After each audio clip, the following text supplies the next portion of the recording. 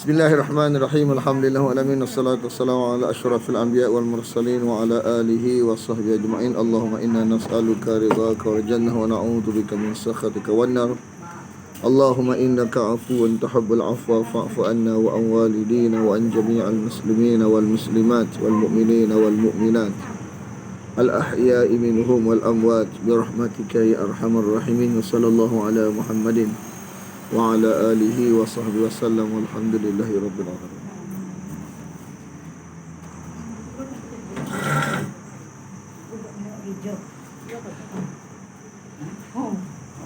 Ayat 20 ni nak beritahu nafsu bawa kepada kekejaman, nafsu bawa kepada kekejaman, wahyu bawa kepada ihsan.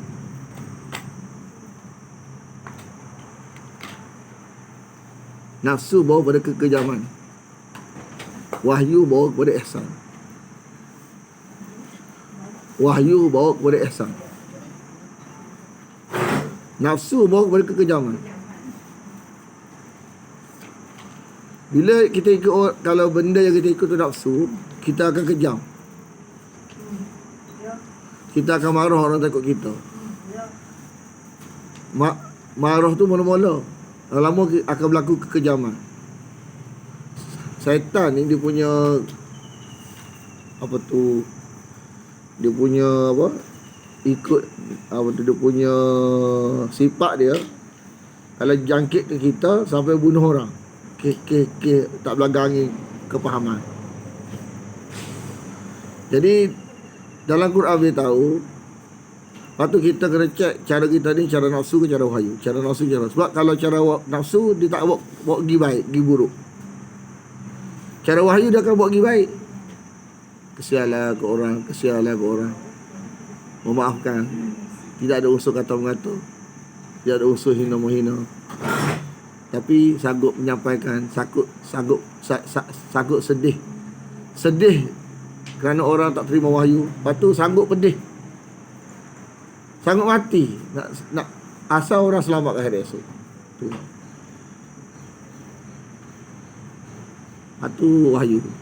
Kalau jadi lagu lain tu, mana hak kita tu nafsu lah.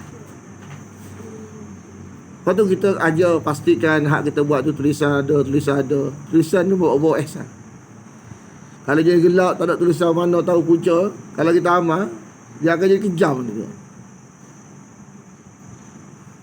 Kita nak ikut betul, tapi kenapa bila kita nak buat betul, orang marah kita?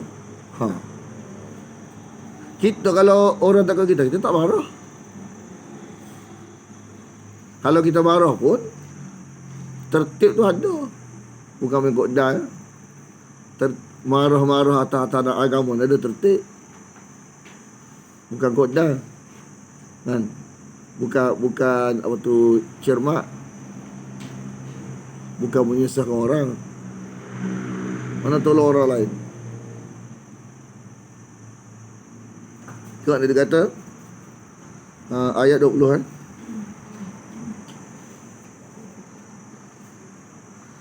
Jadi dalam konteks agama kita ni, jihad ni li ghairi. Sebut jihad ni mesti li ghairi. Dia ada dua, satu mujahadah, satu jihad. Dua-dua ni kita kena ada usaha. Satu mujahadah, satu jihad. Mujahadah ni li nafsi. Jadi kita mengaji ni jihad ke mujahadah? Mujahadah. Sebab li nafsi.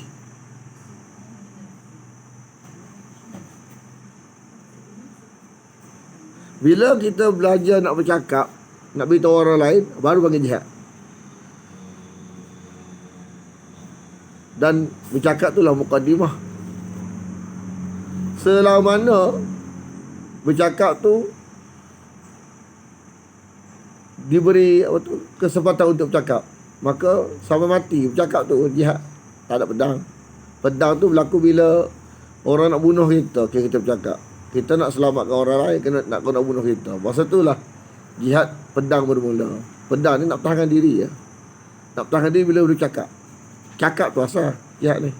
Cakap tu asal. Lepas tu kalau dia turun pedang, kita kena turun pedang. Balik asal bercakap, tengok.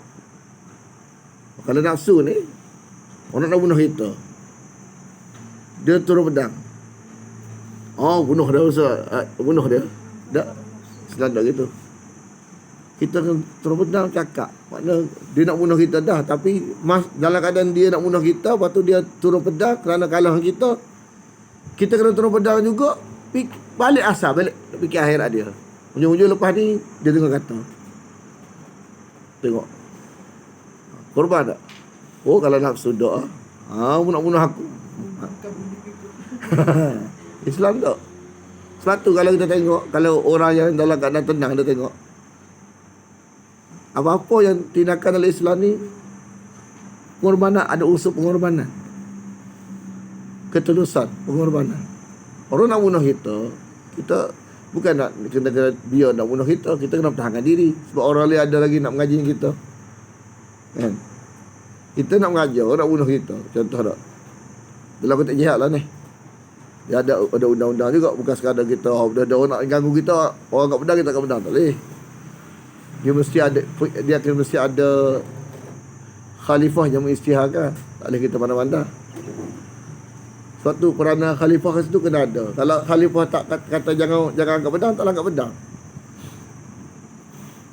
Bukan boleh angkat pedang suka hati ni. Dia undang-undang dia. Suatu Osman terbunuh. Kalau ikut banyak sahabat nak pertahankan Osman, tapi kenapa Osman tak berlaku? Sebab Osman kata jangan. Sebab tu sahabat tak boleh buat apa. Oh, kalau sahabat Osman kata angkat pedang berlaku. Hak tu makna dalam konteks agama ni, kalau kita tak belajar disiplin, kita jadi salah faham. Tempat yang jadi salah faham, tempat-tempat jihad ni lah banyak orang salah faham. Sebab kita tak belajar langsung daripada agama, kita dengar daripada orang lain makna jihad, maka jadi pada jahat jadi. Jihad bukan jahat. Jahat tu, kita nampak jahat tu sebab orang yang jahat aja kita makna jihad. Jadi dia ni nak bagi nampak Islam ni jahat. Islam bukan jahat. Mu tu jahat je. Jadi makna jihad ni mana jahat. Padahal jihad tu makna korban. Korban jiwa dan raga yang nak bagi orang ni selamat ke akhirat. Bukan orang yang tak nak dengar. Orang tak dengar nak lawan dia pun mikir juga. Waktu dah turun pedang, kita pun turun pedang juga, sambungkan percakapan. Mudah-mudahan lepas ni dia terima. Contohlah,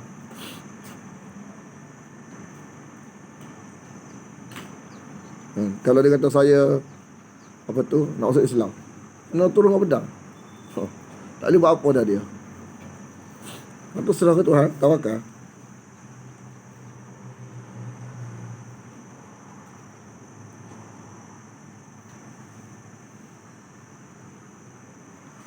Jadi mereka ni adalah wahyu.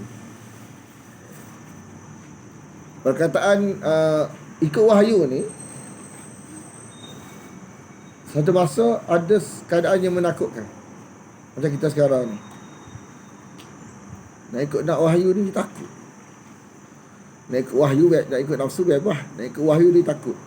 Takut orang kata lah, takut macam-macam. Kata je baru, bukan kata. Ni Ashabul Kahfi ni, risiko dia kena katak, kena bunuh. Kita ni nak ikut wahyu, tak ada lah tahap tu je. Kena kata sikit je kita dah ni dah. Tapi bila kita faham makna iman, kadang-kadang iman dia terbentuk dengan lagu tu sebenarnya. Kita tak salah nak Allah. Kalau kita kalau boleh nak beriman, tak salah beriman ni jadi ada cabaran. Jiwa kita tak salah lagu tu. Kita nak kalau boleh tak kita nak sembahyang, nak beriman, tapi kena gangguan. Siapa nak tak ada orang nak tak. Tapi kadang-kadang Allah bentuk iman tu melalui tu. Tuhan tahu cara bentuk iman tu. Jadi dia buat lagu tu. Nafsu kita tak sih.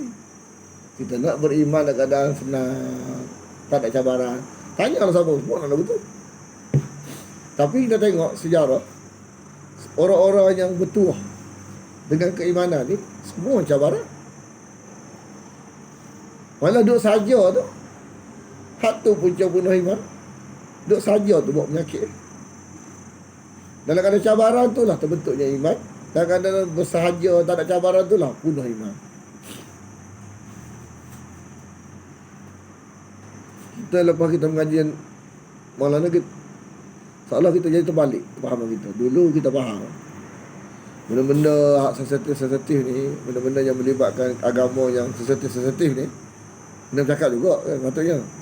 Tapi kita kata buat apa, cara penyakit ajar haknya orang suka sudah, ajar i'rab, warna, tak sentuh lah benda-benda hak ajar gini-gini. Contoh tak, bagi kita orang lagu tu kata cara penyakit. Bila kita ngaji Quran ajar kita diam tu cari penyakit.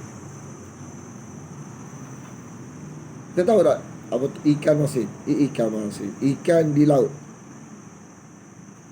Ikan di laut tu kalau kita goreng dia, kita bakar dia, rasa dia macam air laut ke manis? Tahu ke manis? Tahu lah. Tapi ada manis tak? Dia tu dalam masin. Tapi kalau rasa macam air laut, kalau rasa ikan tu macam air laut, tak usah makan kita. Betul tak? Kalau lah rasa ikan tu macam air laut, lepas tu makan ikan pun rasa lagu tu. Tak ada orang nak makan ikan. Betul tak? Kita air laut tak rasa dah. Lepas tu tengok makan ikan kan, bakar-bakar, beza. Ikan rasa lain, air laut rasa lain.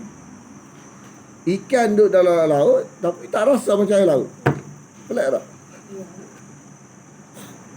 Tapi bila dia mati, rasa dia dengan rasa air laut serupa. Kalau mati duduk dalam laut lama ada orang buat lah, buat lagi ni, nak beritahu.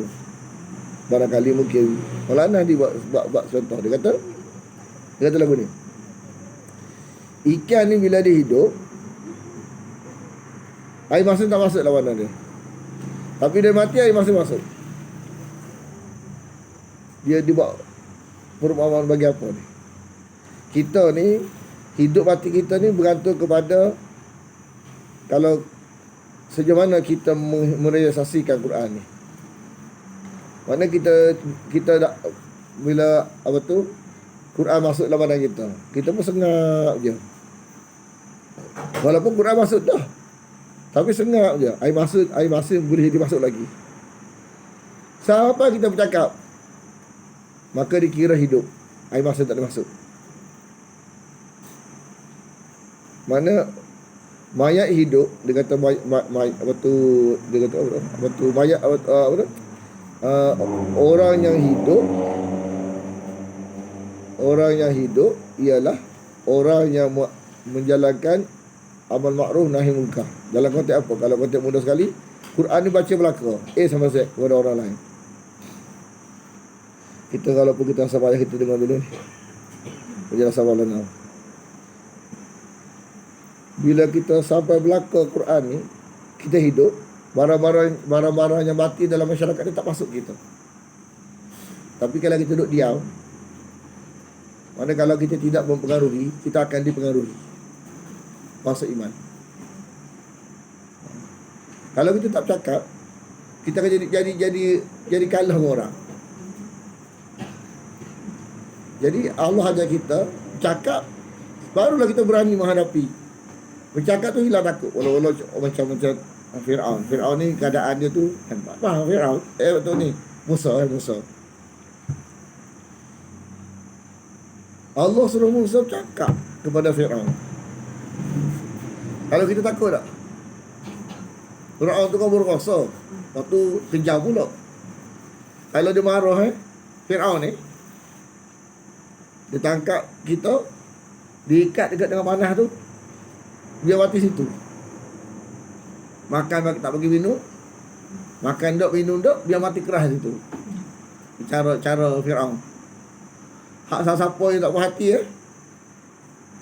tangkap dekat rumah dia, ikat dengan panah tu, dia mati situ.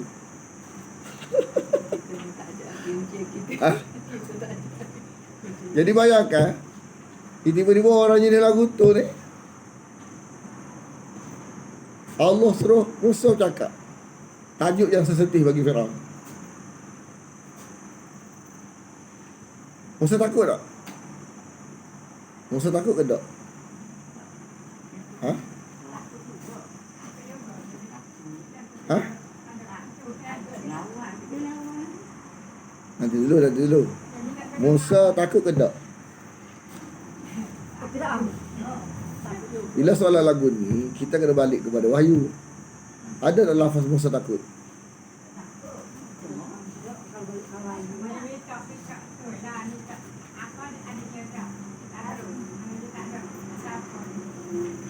Musa takut ke tak? Ha? Bila soalan lagu ni, kita kena balik kepada tulisan.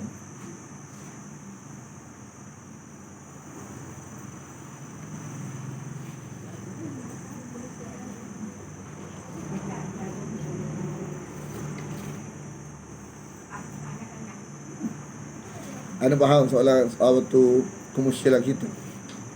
Kita masih tak faham istilah takut kepada Fir'aun ni akidah ke tak? Kena buat soalan macam tu. Bila kita kata takut, kita takut takkanlah Musa takut ke Fir'aun, kan? Dia Nabi. Sebab kita muskil bab takut kepada Fir'aun ni akidah ke tak? Musa takut ke ular? Takut tak? Kalau tak takut, tak lari. Dia lari, dia takut. Nak beritahu, kenapa Allah buat lagu tu? Nak beritahu, nak ajar kita, takut itu bukan takut mereka dari agama. Takut fitrah dia panggil. Dia tidak kata agama. Dia tu jadi masalah kita. Dia ngaji tasawuf tegak belajar. Jadi dia tak faham benda yang bukan masalah. Jadi masalah. Sebab dia kata wali-wali takut apa ke ular. Dia faham lagu tu. Sebenarnya lari dia pada fitrah. Sebenarnya Allah nak beritahu masalah apa takut ke ular. Sebab itu fitrah. Manusia ni dia lemah. Ular ni dia tahu ada sengat dia, mesti takut. Manusiawi, mesti takut. Musa takut ke ular, masalah. Tapi bila Allah beritahu, kan, jangan takut, balik, baru dia balik. Tapi asal takut. Sama dengan Firaun, kan?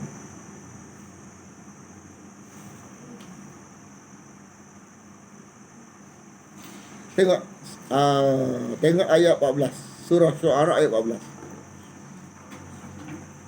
Surah ni juga ayat 14.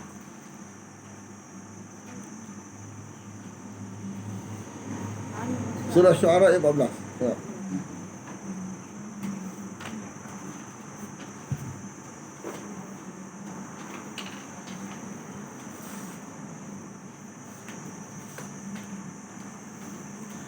Dia Quran ni, dia meletak satu zon daripada melampau dalam tasawuf.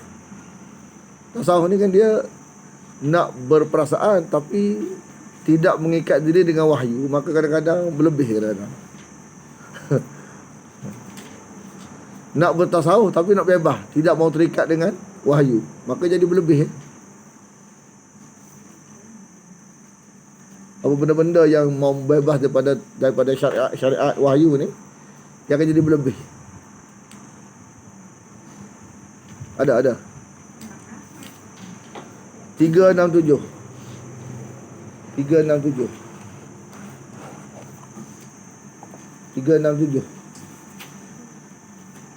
ada.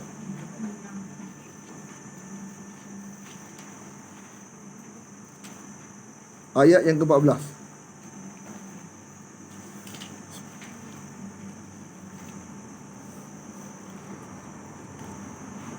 Ada. Mana driver? Ha. Dia pedang dia muda. Oh. Lama dah. Tak ada driver ni mari. Sabar bawa. Oh, alhamdulillah. Ini dia tak panggil bunyi betul ya, mak lain pun ada kerja juga. Oh. Okey, tengok. Musa takut dengan Firaun tak?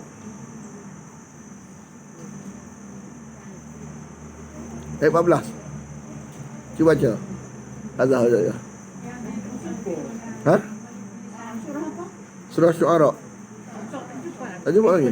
Oh, dia tengok baca lain. Siapa? Kak Asal baca tu? Baca.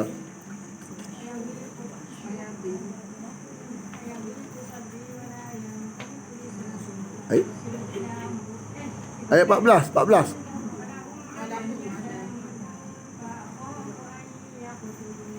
Okey, terjemahan dia.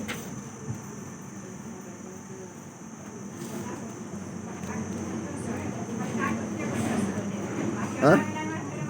Bacalah. Bacalah, tak apa. Tak apa, lambat pun. Jadi tubik. Ha. Ha. Takut Takut apa ni? Takut fitrah. Kita ada salah orang. Ini pun dah salah dah. Salah satu hal dah, patut nak bagi marah lagi. Selak kena bunuh. Macam kita nak cakap, cuma nak cakap tajuk benda yang sensitif kepada orang lain. Takut tak? Ubat dia ke ubat dia? Ubat kan dah. Kita nak cakap tajuk sensitif pada orang lain. Kan, sulat kalau kita cakap kena katak orang tu. Contohlah. Ubat dia apa dah?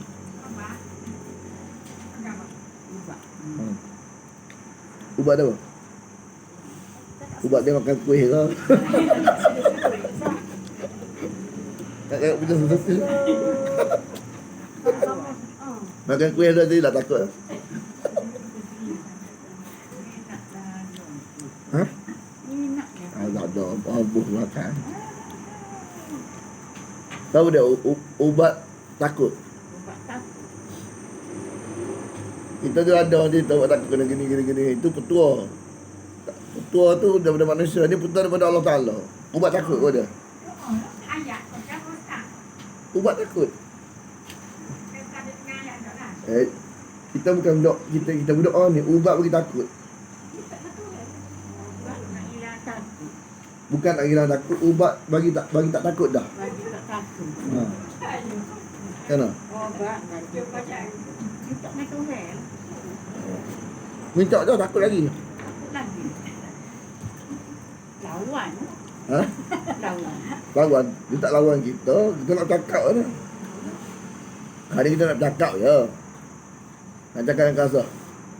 Hai. Ha. Nanti gang. Jadi macam mana cara nak bagi orang takut tu? Itu betul Allah Ta'ala tu.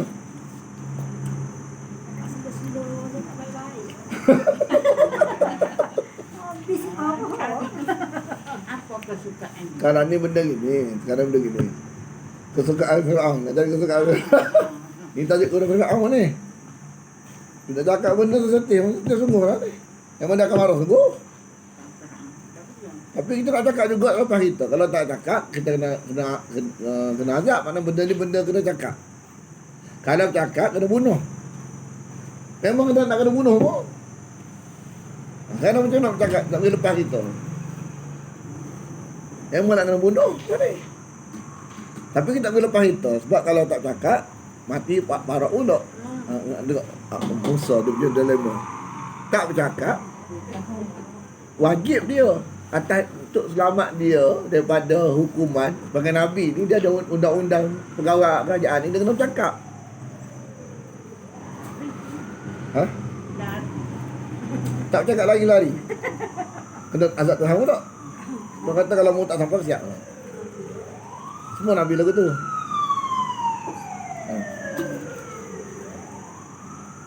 Tengok. Dan make you ya. Ubat dia bercakap. Lepas bercakap tu, hilang takut. Lepas Musa bercakap tu kan, jiwa dia jadi berani bercakap. Hilang lah. Anak dulu nak bercakap tajuk sensitif, takut juga. Bila orang kata ubat cakap, dia bercakap. Jadi betul dia kata. Memang tak takut macam dulu takut. Yang senang nak cakap benda sensitif kat kadah. Tengok muka kadah, takut kita. Muka nak makan orang belakang ni. Mana ustaz bercakap tu, bercakap tentang masalah Betul daripada apa tu Allah Ta'ala ni lah. kepada Musa. Musa kata, cakap. Lepas bercakap, Allah buat jiwa Musa ni istiqlal, tak takut siapa. Bebas. Mana takut Allah saja, hilang. Lagi tak cakap, lagi itulah nak buat kerja Allah Ta'ala payah. Cakap tu hilang takut.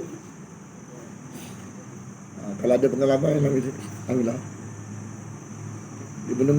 Benda-benda yang melibatkan tanggungjawab ni lagi tak cakap pun tak selesai. Kalau kita tak cakap, tak selesai masalah kita, mati masalah pula.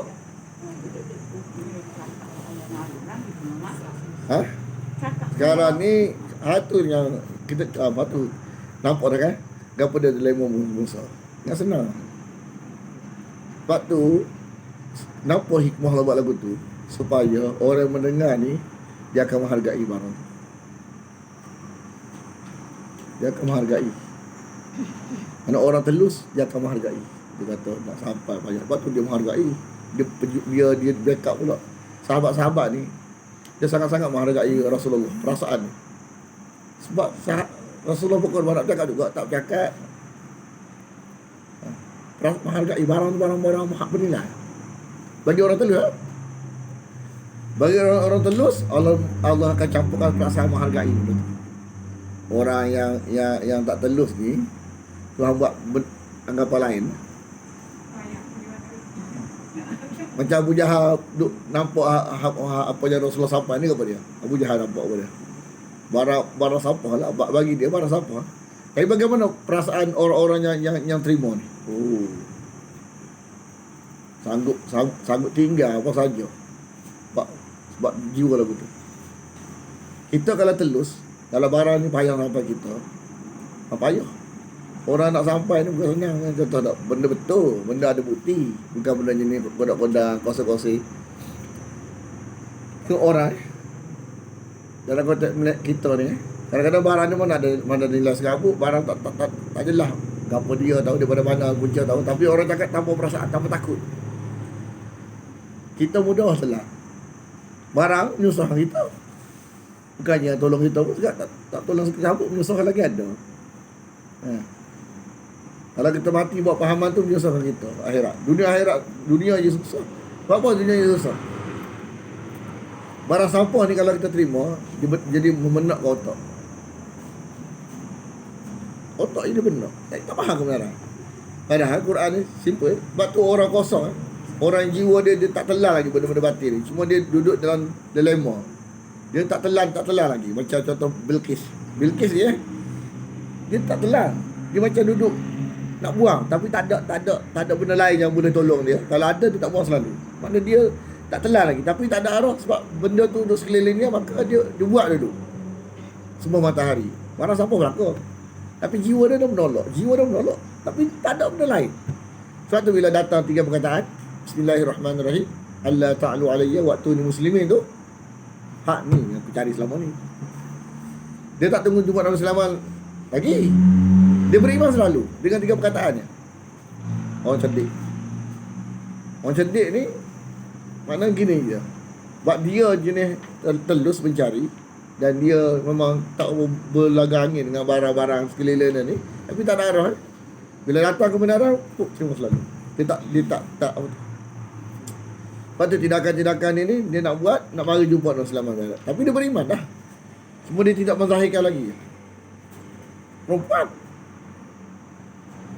Lepas tu kalau kita ada jiwa mencari, kita ni, ya Allah, kena betulkan niat. Ya Allah, aku ni nak mencari barang benar, barang betul, barang jelas. Bukan barang kapur, barang jelas daripada wahyu engkau. Kalau ada barang jelas daripada wahyu engkau yang bercanggah dengan aku nak tinggal gitu je. Aku nak ambil hatu. Tak susah hari esok. Allah akan bagi buka itu hati kita, jadi terima benda tu. Tapi kalau kita tak telus, kita mencari-cari hak sesuai kita, kena ambil. Tak usah macam Yahudi gitu.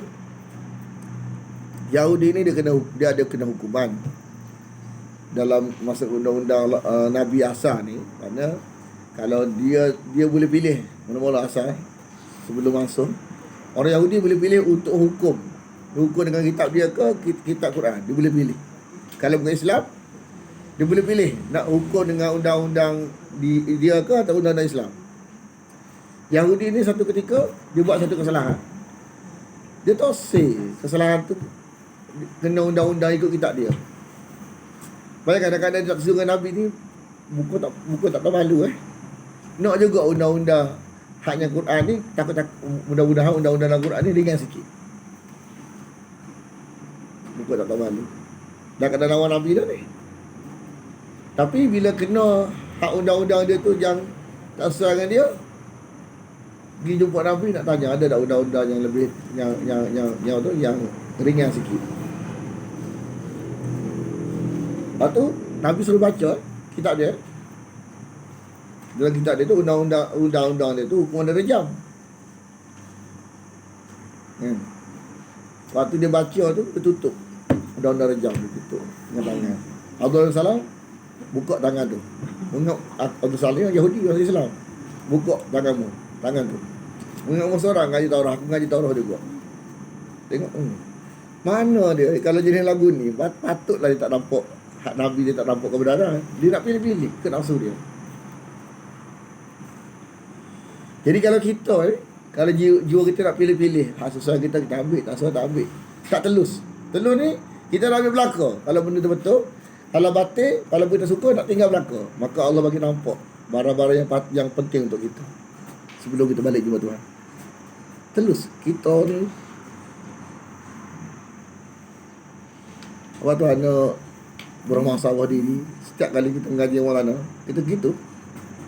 Maulana gitu tak? Pasal dia mengaji, ya Allah Tuhan, kalau aku jumpa di barang benar, buanglah benda-benda batil dari aku ni. Sebab barang-barang benar ni kadang-kadang adalah desa-desus orang tak apa suka dia kata macam-macam. Lepas tu kita jangan termakan dengan tuduhan orang. Kita pergi sendiri tengok. Kadang-kadang tak mesti benda tu betul. Kadang-kadang orang ni kadang-kadang dah tak belakang angin dia kata macam-macam.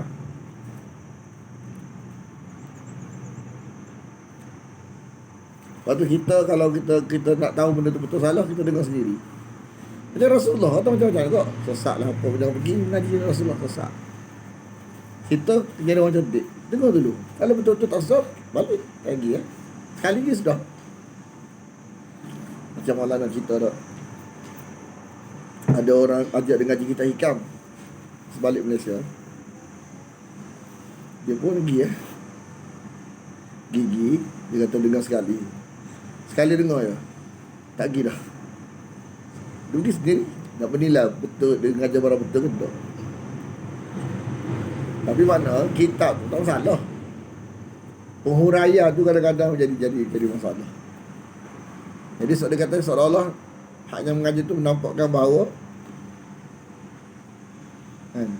dia kata apa kita tak kata kita. Dia kata kalau kita bermasalah, kalau sembahyang di masjid bermasalah, berjemaah, banyak kat rumah lebih baik pada sembahyang di masjid.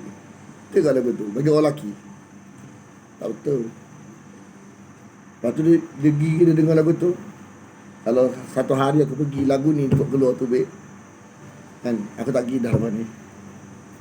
Kalau lama pergi satu kali kadang-kadang pelik tu cerita lain. Ni kata mau tak apa kali pergi tu dengar benda lagu tu dah. Benda yang bercanggah.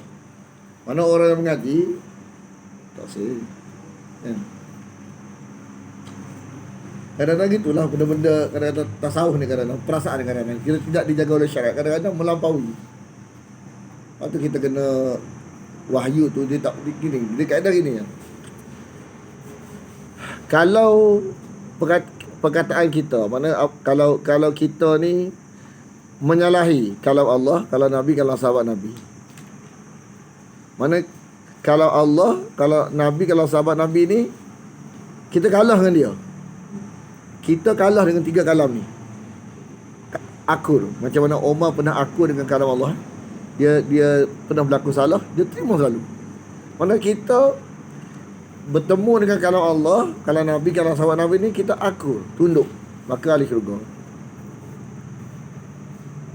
Tunduk dengan 3 kalam ni. 3 kalam ni, 3 kalam yang ada integriti. 3 serangkai yang telah dijamin betul. Ada jaminan. Allah buat jaminan betul. Was-sabiqun al-awwalun. Allah buat jaminan. Mana sahabat ni adalah Segala ucapan dia telah dijamin ahli syurga. Sahabat ni.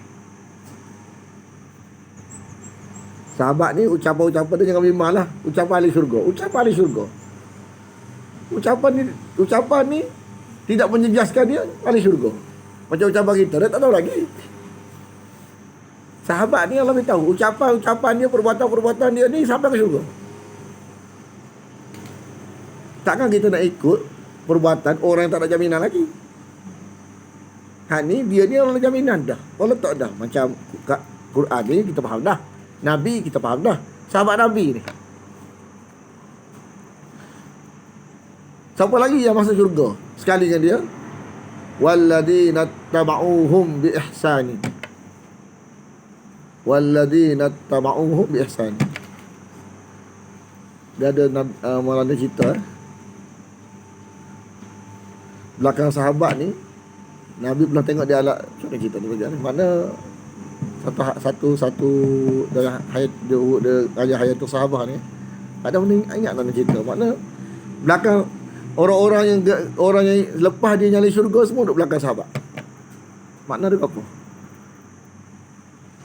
Makna dia, kita kalau menyalai sahabat, nama kita tak dalam syurga. Oh, Allah kita mudah bimbang ni. Kalau kita tak sahabat tidak jadi neraca dalam beramal, tak duduk belakang dia. Duduk belakang dia tu maksud apa dia? Yang ahli syurga juga. Mana roh-roh selepas sahabat wafat, sahabat hari kiamat ni duduk belakang sahabat ni. Jadi ahli syurga ialah orang yang cakna sahabat Nabi. Tak beritahu. Kalau tak ambil perkiraan kebenaran sahabat Nabi, campur sahabat Nabi, bila sahabat Nabi bercanggah kita, tolak sahabat Nabi ambil kita. Memang tak ada lah harapan ke syurga kita. Nampak tak? Ni kita masalah tu balik. Orang sekarang jadi neraca, tolak 3 serangkai ni. Betul. Jadi konsep dia gini. Kalam Allah, kalam Nabi, kalam sahabat Nabi ni, kita kalah dengan kalam 3 ni. Kita kalah. Maka di syurga. Atau terbalik, mereka kalah dengan kita.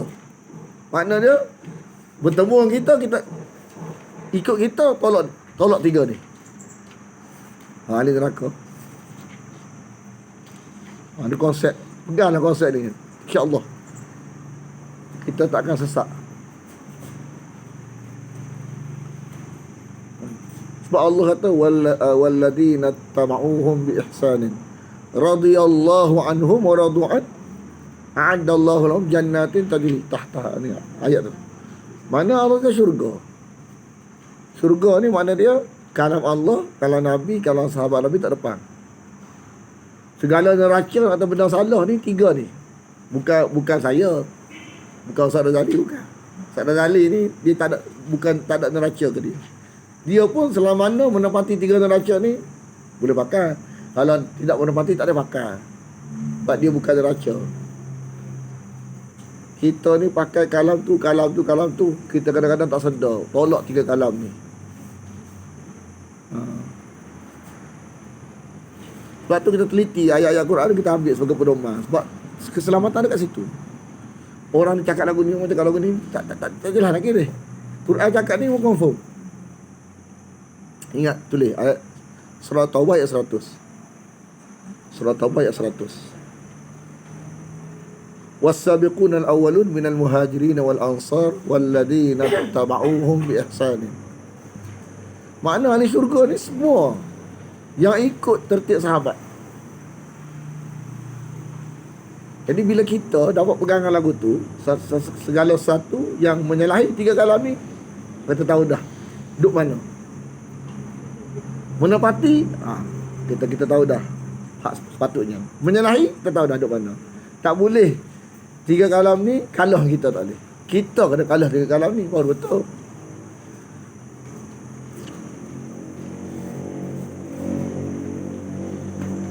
Jadi Nabi ni confirm dah syurga, sahabat Nabi confirm dah syurga. Kita yang ahli syurga juga kena ikut ahli syurga dah lah. Sebab tu walaupun orang ni hebat, tak nak wali apa, neraca tak ada ke dia. Jangan ikut betul tulis lagu tu. Mana neraca 3 dengan duduk kita. Selama mana dia buat tu betul, ikutlah. Sebab wali ni bukan maksum. Boleh jadi dia wali, tapi wali bukan maksum. Rasulullah maksumnya. Boleh jadi dia betul kadang-kadang, boleh jadi dia salah kadang-kadang. Boleh jadi dia wali sungguh. Tapi bukan mana dia wali sungguh ni kita ikut, betul tulis apa dia buat. Bukan. Kena tengok juga menepati wahyu ke tak. Tengok kemah tak? Tertib agama, tengok. Tertib agama tu kemah. Bila tertib betul, takkan sesat kita. Kalau kita jahil, kalau jahil kosong, tapi kita dengar bentuk tertib lagu ni, jiwa kita yang telusnya akan mengakui hak ni adalah satu yang ada jaminan.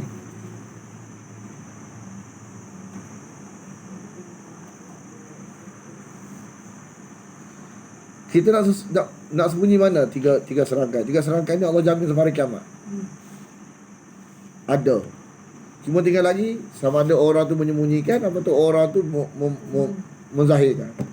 Orang yang menyembunyikan ni yang pergi ngaji nanti sesat. Yang pergi ngaji nanti sesat, menyembunyikan. Tapi satu hari tu orang tahu juga. Pak benda kebenaran ni dia akan zahir. Kalau tak perlu kita benda orang lain. Kalau kita tak beritahu, orang lain beritahu. Orang tak pilih kita sebab kita nak sembunyikan.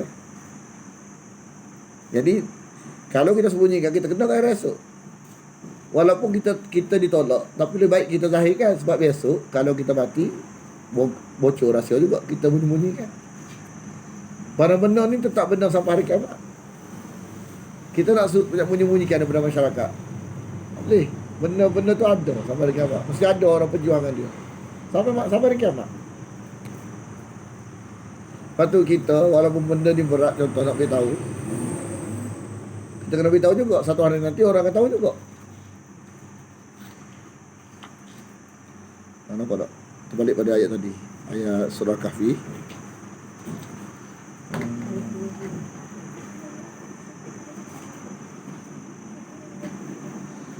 Dan surah Kahfi ini menuntut kepada mati tak apa, akidah kena jaga. Sebab mati ni mati ya. Hak bahaya bukan mati tu, mati tu. Kita memang kalau tak mati pun tak mati kena bunuh, mati biasa mati juga. Jadi sebenarnya hak nyawa tak ada kita. Nak jaga nyawa. Kita tahan mati juga. Memang tak ada kuasa kita nak bagi mati ni.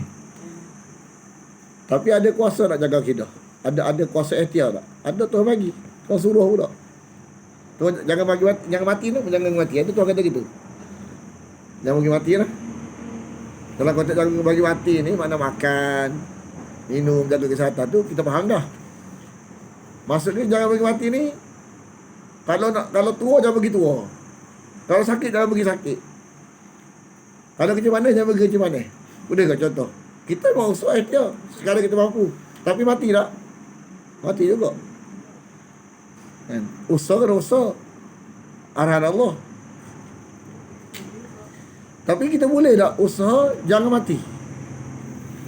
Secara mutlak tak boleh. Sebab tu Allah tak perintah lagu tu. Tuhan perintah jaga kesihatan, jaga benda-benda yang mudaratkan. Hak kita mampu jaga-jaga. Hak tak mampu, takdir tak boleh, tak mampu. Tapi kesihatan kena jaga, makan kena jaga. Apa lagi? Benda-benda yang mudaratkan.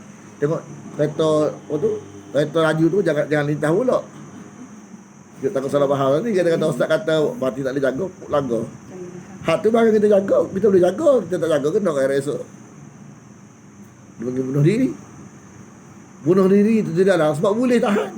Kita boleh usaha jangan bunuh diri, kita bunuh diri kan. Lepas tu kena sesok air esok sebab barang kita boleh ikhtiar, kita tak ikhtiar. Yang tak ada arahan ialah barang tak ada ikhtiar. Jangan bagi mati. Boleh tak? Tak boleh. Cuma kenapa Allah berkata jagalah akidah kamu? Sebab barang boleh ikhtiar. Barang boleh ikhtiar. Kita boleh ikhtiar jaga akidah. Jadi kita patut Allah suruh tu.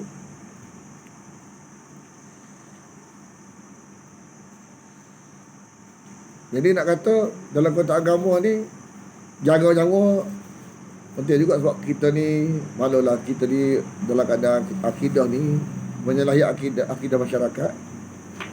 Jadi silap air bulan kalau kita zahirkan jadi kita kena bunuh. Kena jaga kita ni, jangan kena sembunyi-sembunyi. Mana usaha secara ikhtiar, secara mampu kita tu kena ada. Dia kata innahum, sesungguhnya mereka iyadharu alaikum, jika mereka melihat kamu,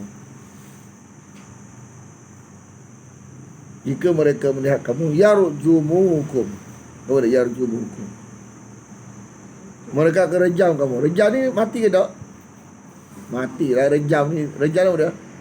Bor dalam tanah, lepas tu baring batu.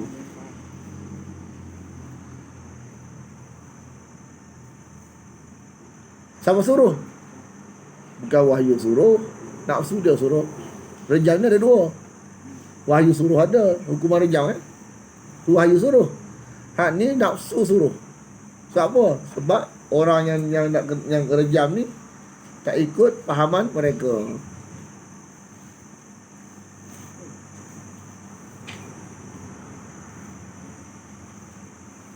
Lepas tu istilah tak suka dah sebab tak serupa kita. Tak serupa kita ni ucapan-ucapan yang tak jelas. Orang kafir dia guna hujah lagu tu kalau nak faham Islam. Kita tak boleh kacau lagu tu sebab serupa dengan orang tak serupa dengan orang jahil. Serupa orang yang tak betul, tak nak betul agama. Kita kena cakap kenapa tak suka? Sebab tak serupa dengan wahyu Allah. Kenapa tak suka Syiah? Tak serupa dengan wahyu Allah. Dia kata kerana tak serupa kita, tak boleh. Sebab kita bukan neraca, wahyu Allah tu neraca. Syiah kata lagu tu juga. Kenapa tak suka Sunni? Tak suka kita. Jadi serupa kita dengan dia. Mana-mana agama pun tak suka pada agama orang lain, hujah dia tak suka kita. Jadi kita tak boleh kata lagu tu. Ataupun tak suka masyarakat, tak boleh juga. Sebab masyarakat bukan neraca. Kita berhak untuk cakap apabila dia adalah neraca, tak serupa dengan wahyu Allah. Tak serupa dengan, contoh tak serupa dengan Allah, boleh. Tak serupa dengan Nabi, boleh. Tak serupa dengan sahabat, boleh. Sebab tiga ni neraca.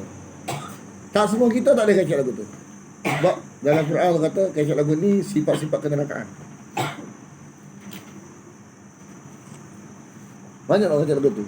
Banyak. Dia jemput ustaz ni, dia kata tak serupa kita. Kalau tak serupa wahyu, kena cakap. Tak boleh bunyi-bunyikan, kena laknat kita.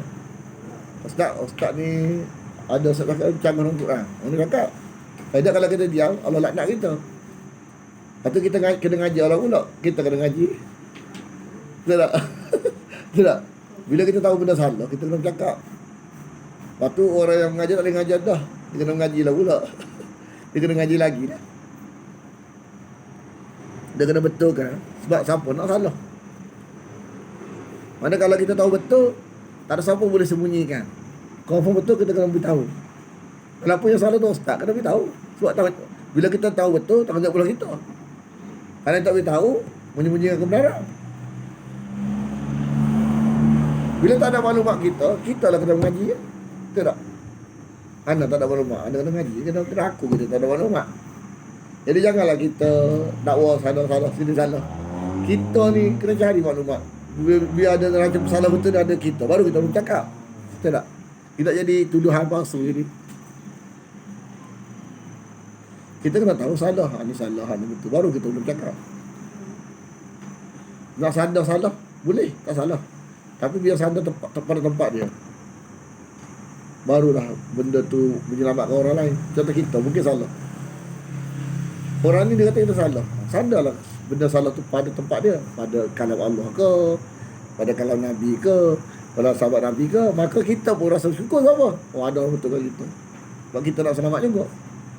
Sebab kita tahu kalam kita bukan neraca, 3 kalam neraca. Siapa nak menyalahi 3 kalam ni? Sebab menyalahi 3 kalam ni tak sampai ke syurga, kita tahu dah. Jadi bila orang beritahu kita, alhamdulillah. Nampak tak? Ini bentuk cara metod. Kita sejak ada salah. Salah, kenapa salah? Ada buat tu salah. Ada pun salah tak sepuang kita. Bocor rahsia. Ni cakapan tak betul, tak kenal pun. Sebab tu kalau majlis, kalau orang yang telah diwartakan ada barang salah, dia akan panggil. Neraca dia tak kata. Tak semua masyarakat neraca dia tengok kalau Allah, kalau Nabi, kalau asal Nabi. Serupa ke tak? Bila serupa baru dia keluar warta. Didapati si fulan telah sesat kerana bercanggah dengan Al-Quran dan As-Sunnah. Apa tu? Dia akan beritahu lah tu. Contoh Hayapin, kan? Hasan Harimau, Ahmad Laksamana, tokoh-tokoh yang pernah tersebar di Malaysia ni, pernah diwartakan sesat.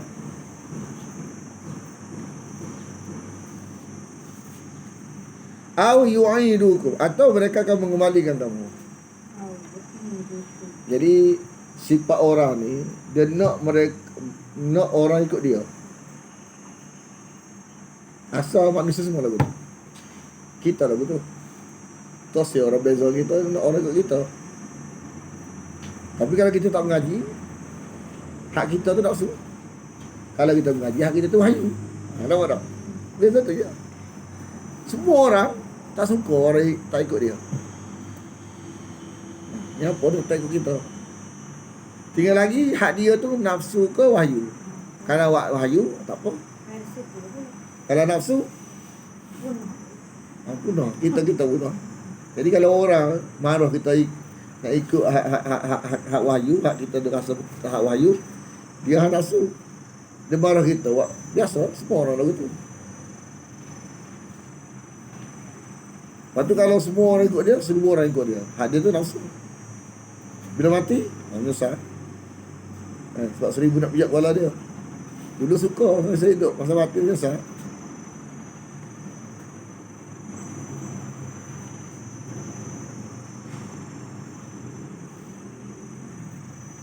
Lepas tu kita kena ajar diri kita lebih tegah. Kalau kita ni tak ada harga segabuk, kena tegah habis tu. Lepas tu kalau kita nak pastikan dia berharga, kita kena pastikan kalam kita ni serupa dengan kalam Allah, kalam Nabi, kalam sahabat Nabi, baru ada harga. Kalau tidak, tak ada harga. Nampak macam ada harga, tapi menyusahkan kita tak rasa. Kena tegah lagu tu. Bila tegah lagu tu, bila ada orang beritahu hak ni, dan kita tengok mendapati hak tu lebih tepat, kita tinggal kita. Contoh tak? Bisa kalau Allah ni tak masalah dah, sebab semua duk kita. Barangkali kalau Nabi atau kalau sahabat Nabi dia berlaku. Jadi bila berlaku hak kita tak betul, kita akan buang gitu. Sebab mana barang yang berharga kena diambil, barang tak harga kena dibuang. Mana kalau berlaku lah, kita tak say barang tak ada harga, kena nak barang ada harga.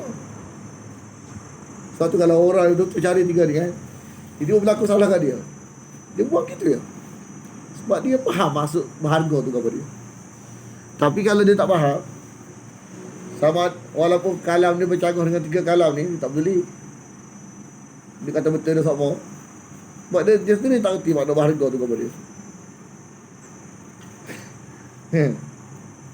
Sebab tu kita kena ingat, orang nak mengaji kita ni, sebab orang mendapati kita ni menepati 3 kalam ni. Kalau kita cakap dia tak sandar kepada Quran, contoh Quran dia bukan Quran kata, kita kata. Dia bukan Quran kata, kita kata. Lama tak ada waidah kita. So orang ni tak kurang masa sejam, 2 jam, saat seminggu, tak senang. Waktu kita kena jangan dengan perasaan lah. Kalau kita cakap atas nama kita, tak ada orang serabut ada dengan kita. Jadi sandar tu dia betul. Dia berharga tu kita kata berharga, Allah juga kata berharga. Mana berharga dia boleh bawa ke akhirat esok selamat. Kalau susah baloi. Tak menyusah kita, tak menyusah orang lain. Mana bila kita mendapati benda ni berharga, maka susah tak apa kerana dia. Betul tak? Oh, emas ni berharga. Pergi Kedah tak apa. Mana orang takut pergi Kedah? Apa? COVID-19. Tak semalam 100. Memang lah. Takut kita tak. Tuhan buat uji kita lagu ni lah. Bila kadang kita nak mengaji, nak jaga kebenaran, sedar-sedar dah. Tapi dia uji pula dalam viral lagu ni kan. Memang kita. Nak balik asal semula zaman dulu ujian. Nak kata dunia ni siapa yang suka terhibur dengan dia tu silap. Kita kena letak tempat yang betul suka ni. Kita suka akhirat, syurga. Dunia ni tak ada arah. Bukan minat sangat, tak ada arah. Nak kekal hidup, tak selamat. Jangan suka gitu sama akhirat pun tak fikir sekabut. Letak saya suka akhirat. Dunia ni tak ada arah. Tak boleh kita tak boleh bagi mati kita. Salah dosa. Kita kena hidup, pastikan betul. Nak kata minat, tak salah, jangan sama minat, jangan hilang sana. Ni sama minat sini, hak sana pun tak tahu di mana tu bahaya. Letak sana tu sedap semua. Sana tu. Sini ni gitu kan. Lepas tu kalau orang ni tak ada tempat, tak ada tempat alternatif otak dia tak ada sana penting dia. Dia serabut sebab apa? Dulu sebelum COVID-19 ni, banyak orang kaya Gunung Tika. Faham tak? Malaysia, seluruh dunia orang kaya Gunung Tika. Dulu malah nikmat. Lepas tu cuti di sana ke sini. Tadi tak pergi mana dah. Duduk rumah. Oleh fikir dunia stres balik. Memang lah. Dia tak ada pilihan. Dia dunia yang sedap. Ni pun tak boleh langsung. Mana-mana. Lepas tu kalau kita tak ada Quran ni dunia tak dapat, akhirat belum tentu. Tapi kita tak kata kita pasti dah. Sebab tempat letak harapan tu ada. Betul tak? Kita kena letak keyakinan kepada Allah. Lepas tu surah Tuhan. Kalau lah tempat keyakinan tu berhaklah kita sesuatu yang kita rasa selamat untuk letak, tak ada. Melainkan jaminan daripada Allah Ta'ala. Memang terjamin. Orang lain yang tak confirm mana kita percaya. Hak Allah ni Allah janji, bukan orang lain. Allah janji. Kenapa kita jadi macam tak ragu-ragu? Lepas tu surah ke Tuhan. Tak boleh kecil lebih kita. Dia Tuhan pula kita. Allah jamin. Marilah. Selamat punya, marilah. Kita terima. Kalau tanya, mau ikut selamat ke tak? Tak tahu kita. Tapi Allah jamin. Lebih baik padamu jamin. Allah jamin. Kita letak harapan lah. Nak kata confirm selamat tu, kita tak berani sebab lebih pada Tuhan pun tak. Tapi kita nak duk buat jaminan yang lebih baik. Antara jaminan lebih baik ni, jaminan Allah Ta'ala. Kan, jaminan manusia ni, kita tahu. Manusia kan. Kalau lebih kira sangat. Tapi, kenapa kita tak harapan? Sanggup tak harapan, kita mau. Allah Ta'ala ni memang siapa letak jaminan, tak pernah kecewa. Sejak dulu lagi. Butuh sama. Orang sanggup hilang segala-galanya kerana percaya janji Allah Ta'ala. Orang kaya sanggup tinggal kekayaan dia. Orang senang sanggup tinggal kesenangan dia demi apa yang Allah janjikan. Kita tahu Rajihi Bank. Nama Rajihi ni Rajihi Bank. Tak nak kita nak pergi bank, nak pergi Mekah kita kan masuk bank Rajihi Bank. Tahu tak Rajihi ni siapa dia? Rajihi orang kaya yang tidak punya apa-apa. Dia kaya. Semua kekayaan dia semua dia sudah setinggal. Dia tak ambil segabut. Dia tak ada apa. Dia ibarat gitu hidup dia. Orang kaya. Kenapa jadi lagu tu? Kalau kita nak kaya kita, nama ada Rajihi Bank. Tapi orang kaya yang hidup tu sahaja. Kadang-kadang kita fikir, kenapa dia lagu tu? Sebab dia kalau dia pegang benda tu, dia rasa tak ada jaminan. Hidup sederhana, apa adanya, letak pada tempat yang terjamin, baru rasa lega. Mana ada tempat lebih terjamin daripada Allah Ta'ala? Kalau duduk kita, macam-macam boleh jadi kan? Duduk kita macam-macam boleh jadi. Jadi orang yakin ni memang tindakan dia kadang-kadang kita rasa rumit untuk faham. Tapi kalau kita mengaji Quran, kita faham. Oh, patutlah lagu ni. Setengah orang nak suka-suka, nak senang dengan duit dia. Dia tak.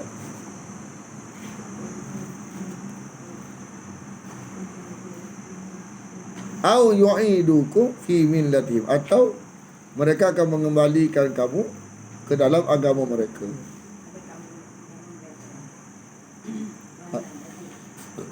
Agama ni cara hidup. Pasal bagi mati atau pasal, itu cara mereka. Kalau kita ni lemah iman atau lemah iman lebih kurang atau lemah iman, jadi masalah kita. Itu kita jahil pula.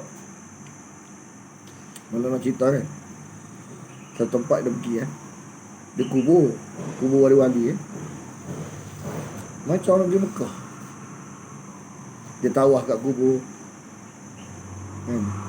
Dia buat talbiyah kat kubur. Apa orang kita tanya, buat apa ni? Jahil. Dia turun-turun dengan mana turun tu? Ramai orang macam pergi Mekah. Dia tu nak minta syafaat kat kubur roh wali. Kita ni kesana tu tak ada, tapi macam nak ada dah.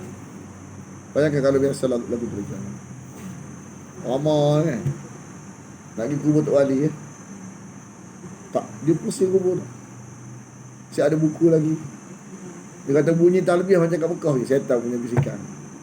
Punya macam talbiyah. Nak pergi jumpa Tok Wali ni.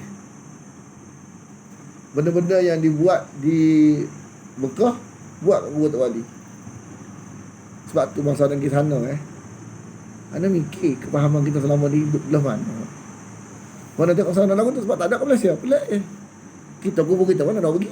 Kubur Tok Wali ada pergi tak ada sana sini ni macam tak ada sambutan. Betul tak? Tak ada orang nak jaja. Tapi satu hari nanti barangkali kubur Tok Kenali dekat Bayang kubur Tok Kenali ni penuh orang pergi jalan. Waktu bunyi seolah macam bodek pada Tok Kenali. Macam-macam ni patut pusing kubur. Kalau kita tengok sana lagu tu, kita rasa pelik ke kita rasa tak pelik? Pelik. Tapi itulah nak beritahu kadang-kadang apa kita beritahu ni kadang-kadang kita tengok dah sana tu. Jadi kita bimbang kalau sesuatu tu berlaku Malaysia. Kalau kita tak tahan, tak usah untuk cakap tajuk ni, dah lama jadi macam mana? Macam Indonesia, India, Pakistan, Turki, Mesir, negara-negara hak kuat begitu. Mesir kuat. Mana balik Mesir? Lepas tu jangan-jangan kita dah orang akan lagi Mesir ni hak betul ada. Balik-balik jadi sungguh. Kau dah tengok orang balik-balik tu dia cakap tak usah di sana. Hak balik jajah barang tu ada. Indonesia. Lepas tu kadang-kadang kita tengok kalau orang kata orang tahu pergi promosi pergi Bandung ke pergi mana-mana ke, kita tengok siapa dia yang apa tu yang bagi bahagian ni. Kalau kita tak tahu apa dia pelik juga pergi kubur Tok Wali. Pelik juga. Buat apa ni? Nak tengok je. Sebab kita tak ada faham lagu tapi dia bukan. Dia pergi dengan hajat sesuatu. Kita sesama tak ada lagi buat dia pelik. Tapi barang pelik ni kalau kita jahil lama-lama jadi kat kita. Orang jahil ni masa jahil dengan Quran dan kalam dia, memang jadi masa setan. Itu masa je. Ni sedang usaha untuk dimasukkan fahaman ni ke Malaysia. Hak yang kita tengok kat Indonesia tu, kita ingat Indonesia, balik-balik tengok, ada dah benda-benda yang masuk. Kita ni orang jahil, di Indonesia, kita tengok, oh pelik Indonesia ni. Balik-balik Malaysia, kita tengok, nak masuk dah rupanya. Hak kita pelik tu, tengok negara lain tu, Malaysia tak ada ni. Kita tengok, tak diduk lah, Malaysia jadi lagu tu. Tengok-tengok, oh, nak masuk dah budaya tu. Lepas tu kalau ajur-ajur lagi lawatan-lawatan ke Indonesia, hati-hatilah. Dia kata pergi kubur Tok Wali ni. Hak tu. Kita pernah pergi kubur Tok Wali, kawan kita Jamili nama dia kat Kudus. Kita ingat kubur Tok Wali tu atas bukit. Kita ingat ke? Kalau nak pergi kubur Tok Wali ni, kita tak tahu apa pergi Kita ni nak jalan, tak tahu apa. Masa tu kita jadi macam-macam, tak jelas lagi. Cuba fikir juga, barang betul macam barang salah ni, macam barang salah. Tapi kalau tak pergi tak tahu. Bayangkan naik satu dia panggil kereta van dia panggil angkut sana. Kita 2 orang lelaki, hari semua perempuan. Anak darah. Kita sengak je. Ni kawan ni gitu. Kita malu-malu satu. Yang diam gitu. Hak kat kau dengan bilik ni dia ngusik-ngusik kita. Oh, perempuan pergi belakang. Relax kita. Biasa kalau sini ni hak bagi tu orang tua kita. Nak kata benda tak betul ni sebati masyarakat. Orang muda pergi. Kalau kita orang muda ni nak lagi benda-benda lagu tu. Wah, barang mengarut ni. Sana tua ke muda. Dan otak dia kata benda ni tak salah. Bayangkan. Macam mana kalau kita nak cakap tajuk ni? Satu hari nanti begitulah Malaysia. Daripada ketua sampai ke muda, faham? Biasalah benda ni. Bagi dia kata kita jahil. Mana apa tu? Dia kata pergi kubur Tok Wali. Dia kata au faedah. Oh, jahil pun dia kata. Itu mau jahil. Tok Wali ni kata, kalau kita pergi kubur dia ni Tok Wali besar ni, kita nak syafaat dia lah. Dia kata.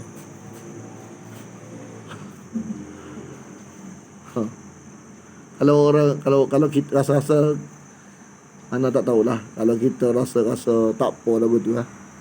Anda sedap fitrah kita Malaysia ni, walaupun kita ni duduk sana yang mungkin tak jelas juga kan.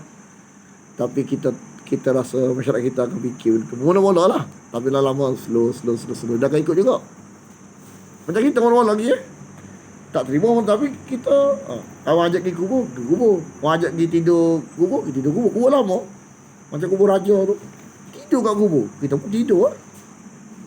Dia duduk tapa, dia baca ke apa dia tahu, kita tengok tidur. Lepas tu esok pagi mimpi pelik-pelik lah. Kita saja nak tahu juga dia ni faham ke apa. Rumah kita nampak lah. Lepas tu kita mimpi tu kata keramat ada pun jadi kaya. Tak. Kita boleh bayar tak cara fikir orang sana? Dan kita boleh bayang tak satu hari nanti cara fikir sana tu akan berlaku di Malaysia?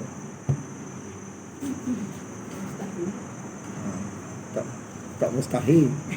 Kalau tak mengaji Quran.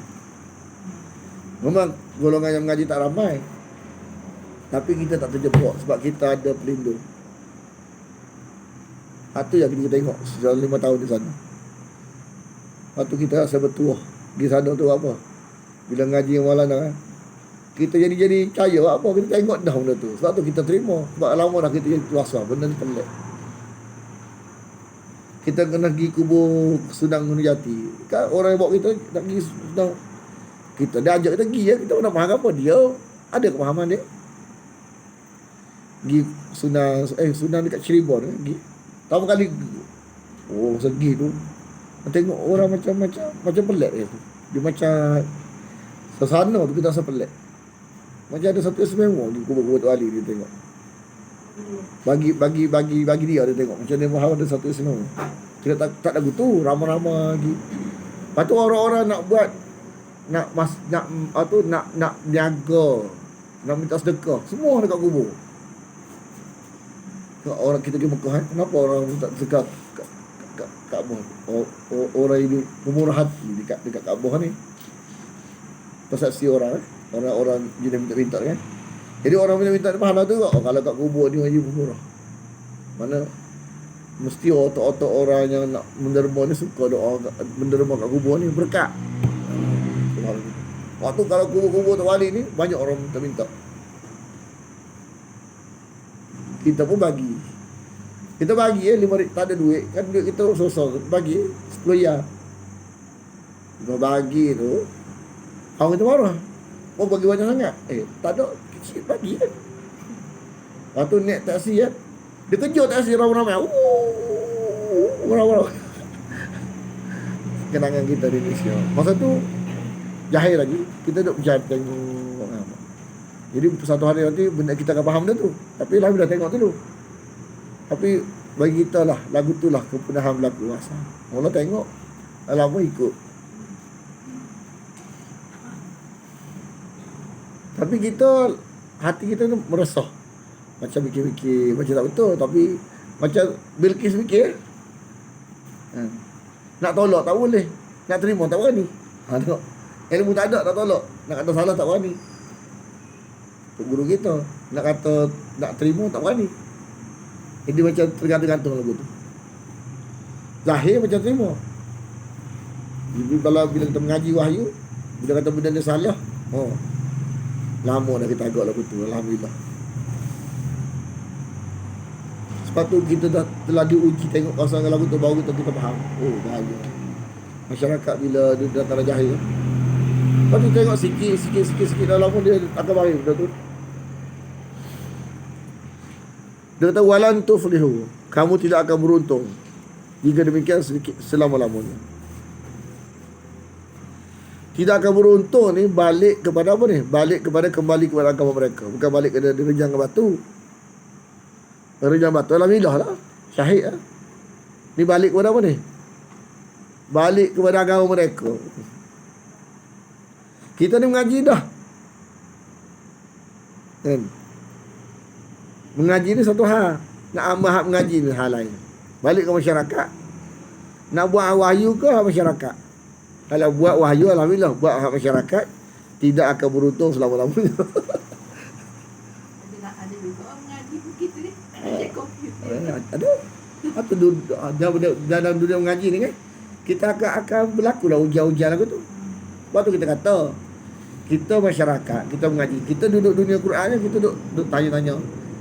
Orang yang mengaji semua hidup dia duduk habis buang belaka, duduk dunia mengaji. Itu cabaran dia. Bukan dapat betul selalu. Tok guru betul selalu tak. Ana tok guru yang mengaji sebelum malam ni terkenal dah. Nak nama dia, sebut nama orang. Tapi terkenal ni orang kata macam dia duk ajar barang sesak, barang salah memang salah. Kita mula-mula kita confuse juga. Tapi dah tak ada lah. Kita nak minat pada benda-benda pembesar jiwa ni kan. Dia bahasa Arab Buddha. Tapi ada benda pelik. Benda tak jelas. Dia suka janji barang tak jelas. Mimpi. Dia terkenal lah ni. Satu Malaysia kenal dia. Sebab Facebook Facebook ada dia naik nama dia. Tapi dia tu lah. Dulu tak terkenal mana sebab Facebook tak ada lagi lah ni. Satu Malaysia kenal. Tapi dia tu benda tu dia jaga. Dia suka pada jaga hak mimpi-mimpi, hak pelak-pelak je dia minat. Hati-hati kita confuse. Tapi kalau kita tak mengalami, tak mengaji dengan dia, kita tak tahu benda ni. Mana orang rada nak cari betul ni jahadah juga. Macam Salman Al-Farisi jumpa kawan dia, jumpa cari tinggal ke jumpa. Akhirnya baru jumpa Rasulullah. Ada orang jumpa selalu. Baru kat Mekah dah. Ada orang ni pergi mencari-cari. Jadi nak kebenaran ni bukan dapat selalu. Fikir mudah. Kadang-kadang cara yang payah. Yang kita tak tahu kenapa Allah hantar aku ke Indonesia. Kenapa tak tahu. Tapi rupa-rupanya ada tugas yang penting. Yang Tuhan nak bawa, nak susun dekat kita. Satu hari nanti kita nak ajar Quran. Nak beritahu benda-benda masyarakat. Kadang kita tak faham. Bila kita ada pengalaman, kita ada cara nak cerita tu Tuhan ada sikit. Bagi orang kadang-kadang dia tak faham. Dia tak pernah rasai dunia tu. Dia ingat bila mengaji ni betul selalu. Niat betul tak cukup. Kan? Kadang-kadang tempat tak betul. Kesian kat kita.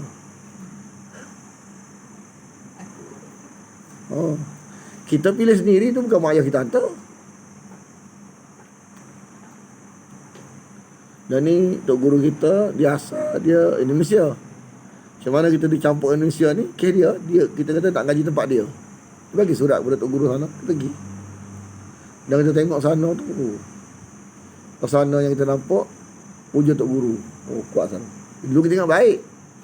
Hormat lain lah, puja lain. Hormat tok guru lain. Ni bukan hormat ni, jenis puja. Telajak. Kan? Telajak melampau.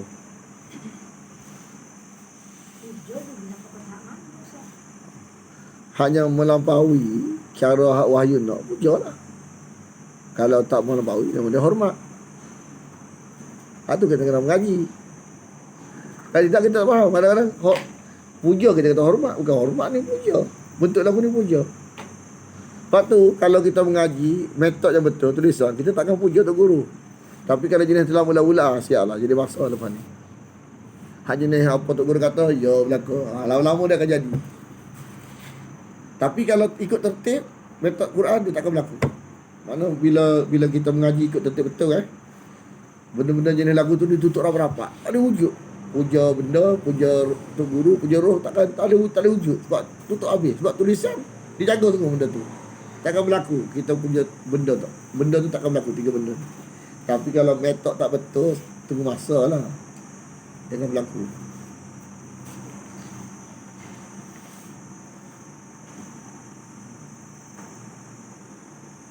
Mula-mula kita kadang-kadang kita pelik juga sana tu kan.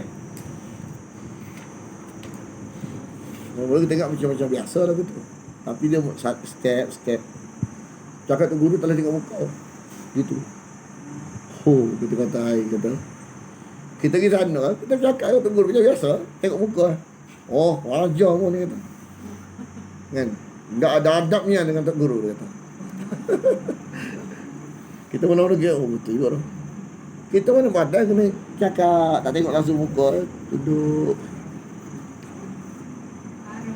Tapi hak tu guru kita tak ada katakan apa pun. Murid dia marah kita. Ini orang Malaysia ni kurang adab. Apa dia? Siapa dengar perempuan kita juga. Yalah kalau perempuan tak apalah dah. Ni laki tu, guru laki. Dia ada benda-benda dia setiap bila lost control, tidak ada tulisan yang menjaga, metod yang menjaga, dia akan berlebih lama-lama. Ada benda yang boleh toleransi lagi, tapi lama-lama dah akan nak pergi sana. Sikit.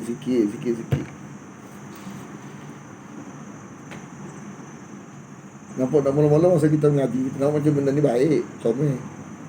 Tapi bila kita mengaji Quran tu, dia ada tahap benda-benda yang kadang-kadang ke arah sana. Ada tanya Maulana, India kita juga punya. Sebab tu syekh-syekh sana tu jangan sangat. Ada memang ada untuk guru, tapi dia benda-benda yang ada unsur-unsur ta'assub, dia akan santas lalu. Sebab dia India ni dia belajar daripada kepunahan setengah masyarakat. Jadi dia tempat-tempat yang betul ni jaga selalu tertib. Jangan berlaku macam tu. Sebab tempat yang salah pun ada sana, tempat yang betul ada. Jadi tempat-tempat salah sana ni betul lagu ni. Lepas tu dia apa yang mungkin berlaku macam sana tu dia cantas. Kita ni tak ada pengalaman. Kita ni ikut lagu tu. Lepas tu dah tak betul, rumit dah. Sebab dah terbentuk bentuk. Bagi orang Wahab ni betul. Sana ni dia ada 2. Satu kelompok Wahab yang jaga tertib. Berapa jam? Minit dia. Anak-anak apa tu, dia kata gini, dari ayat 19-20 sampai kita baca dah. Dorongan untuk memperoleh ilmu dan membahasnya. Barang tak jelas ni kita bahas muzakarah, bincang macam ni kan dari ayat 19 Adab bagi orang yang masa samar baginya satu ilmu, iaitu mengembalikan kepada yang tahu. Berhenti sampai di sana serta mengucapkan wallahu a'lam, Allah lebih tahu. Benda tak jelas lagu tu, kita buat muzakarah tak sampai ke tu sah. Tunggu dulu lah, kita mengaji dulu. Nanti kita bincang pula. Tak boleh kita buat satu sebulan lagi. Kita baca tangguh. Cakap ni kita tangguh dulu. Mungkin kesan kita mungkin kesan lagu ni, atau mungkin silap juga. Kita tangguh. Nanti kita buat ke sebulan lain.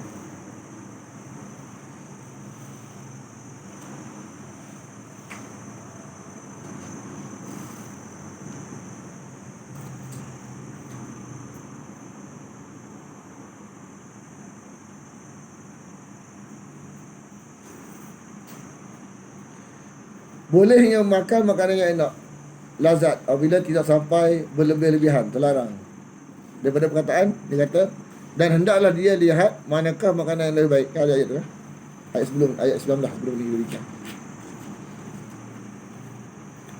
Lepas tu dalam kotak ayat ni dia kata,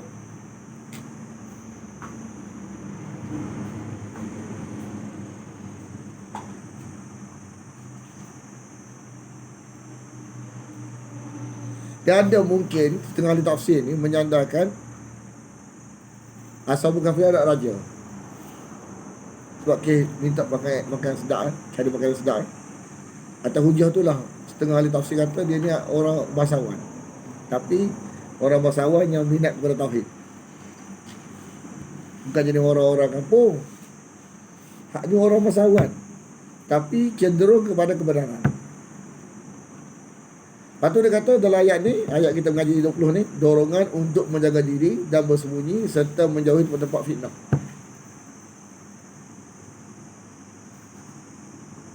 Wajib untuk berhijrah jika tidak dapat menjaga agama di negeri tersebut. Kalau kita contoh tak, kita kat sini tak ada kerja. Kalau duduk sini mati kelaparan. Wajib kita pindah cari tempat lain. Kalau dari sini kita faham dah tu, semua faham. Kawasan ni kita kan mati kelaparan. Kita akan kena jalan. Ikhtiar usaha. Betul tak? Tu tak faham belaka. Betul tak? Orang faham belaka tu.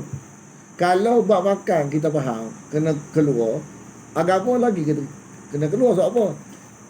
Kalau risiko sini mati ya. Tapi kalau risiko agama bukan mati, masuk neraka.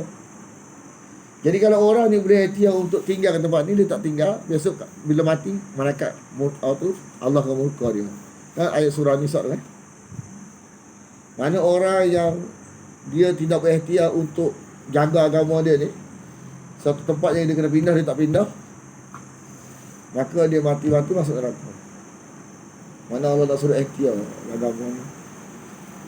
Jangan duduk kawasan tu kawasan yang jenis jahil, kita duduk situ. Sana kawasan orang ngaji, sini kawasan orang ngaji. Kita duduk sini nak jaga dunia kita. Nanti ke sana payah pula. Kita kena keluar ke sana selamatkan agama kita. Contoh dekat Belor ni tak ada kelas. Kena cari sini kelas. Bukan pindah. Usah tu nak kata. Kalau duduk sini masuk neraka bukan dia, kena pindah tempat lain. Contoh tak. Kalau kat Malaysia dia tak seberat mana. Indonesia ni satu tempat tu macam kadok. Kita jalan tu keluar dari kampung tu baru tak ada. Berapa dia? Bila pukul 6, 7 ni semua rumah akan ada orang perempuan duduk kat luar. Satu kampung anak-anak mereka kerja pelacuran kat Indonesia. Bayangkan. Kau ada fikir tak? Ada lah betul tu. Anak kat Kota Semarang ni pun ada pukul 6, 7 memang paling anak benci nak keluar bukan di jalan-jalan dekat pasar-pasar benci. Kenapa? Mas kau perempuan lelaki. Lelaki godoh lelaki. Kuasa-kuasa yang ibarat macam bila masyarakat yang jauh dengan wahyu sini ada. Apalagi lorong Haji Taib mungkin lah. Tapi kat sana ni tempat kita mengaji. Kita mengaji sini ya, tengok tu tawar menawar pelacur. Tapi kita tengok ni tak Baik pondok kita. tak terbuka kah? Pondok kita situ dah tak jauh. Pondok kita kat situ. Bukan kita pergi pasar-pasar cari jaket tak. Ni pondok, situ kawasan pelacuran. Ramai mengikut itu. Eh? Anak murid ramai di pondok. Ramai biasa. Pelacur ramai juga. Ada kawan kita dia gila sikit. Cerita kita. Dia nak tahu benda apa dalam tengah benda dia tulis tukang urut kan. Dia cerita kita. Dia kata kita pakai songkok. Takut pakai songkok takut. Lepas tu dia kata apa? Dia kata, Mas, kalau mau diurut, songkok ini dibuang dulu. Ada ingat dia kata, kata gila pun. Alah.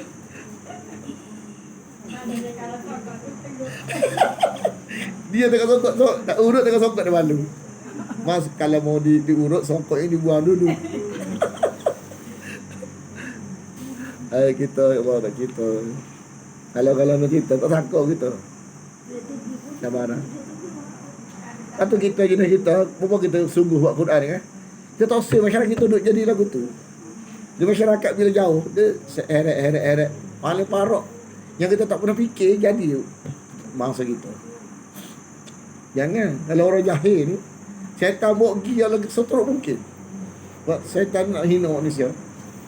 Kita kalau kita fikir parok gini lagu ni, nak pergi tempat lain, kita ni tak ada kuasa tu, kita nak pergi tempat lain, tak tahu ke sini ni sebab kita tengok, kita tahan memang tahu. Dia pergi. Habis balik. Tapi alhamdulillah bila kita balik ni kan, benda-benda yang berlaku sana ni jadi pengajaran kepada kita. Dia tak usah masyarakat kita dia lagu tu. Bimbang kita, parok lagu tu pun. Ada benda tak gampang nak cerita. Tapi nak kata paruh-paruh tu cerita lah.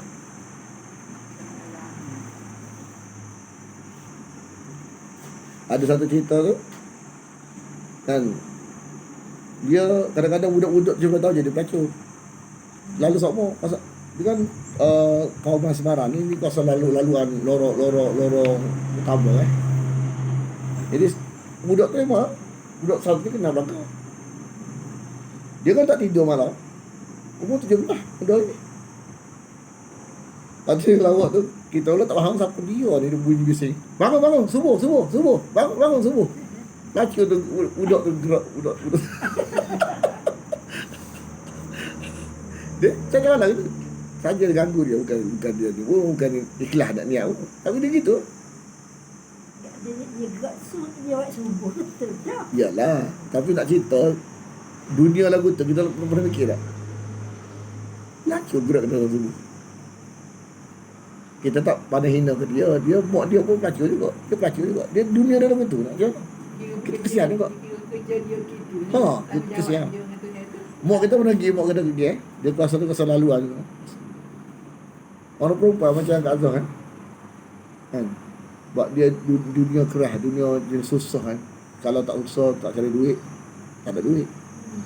Jadi sana ni, siapa-siapa kat pasar ke, kat mana-mana ke, kalau orang perempuan, dia punya tangan dia, kalau banding tangan kita tu, keras tangan dia, petur ni. Sebab apa? Kerja dah dia angkat baku-baku. Kobis tu kan? Tak hari ke tu. Kuat orang perempuan sana. Mak kita tu, orang perempuan boleh angkat tu. Kalau lagi pasal-pasal semua orang perempuan. Pakcik-pakcik je lah. Api tangan, ketul. Apa? Hari-hari kerja tu. Biasa je, barang tak tahu. Kita kalau tengok di padi kata kan, siapa angkat padi? Lelaki ke perempuan? Sana orang perempuan. Allah. Lelaki ada kerja, dia kata orang perempuan. Benda-benda gitu, kita jadi macam muhasabah gitu. Kadang-kadang pergi jalan-jalan dengan baju pendot, macam mana tengok. Banyak cerita tak habis. Masa tu pusing. Bismillahirrahmanirrahim. Alhamdulillah wassalatu wassalamu ala asyrafil anbiya wal mursalin wa ala alihi wa sahbihi ajma'in. Allahumma inna nas'aluka ridhaka wal jannah wa na'udzu bika min sakhatika wan nar. Allahumma innaka 'afuwun tuhibbul 'afwa fa'fu 'anna wa 'an walidina wa 'an jami'il muslimina wal muslimat wal mu'minina wal mu'minat al ahya'i minhum wal amwat bi rahmatika ya arhamar rahimin. Sallallahu ala Muhammadin wa ala alihi wa sahbihi wasallam. Walhamdulillahirabbil alamin.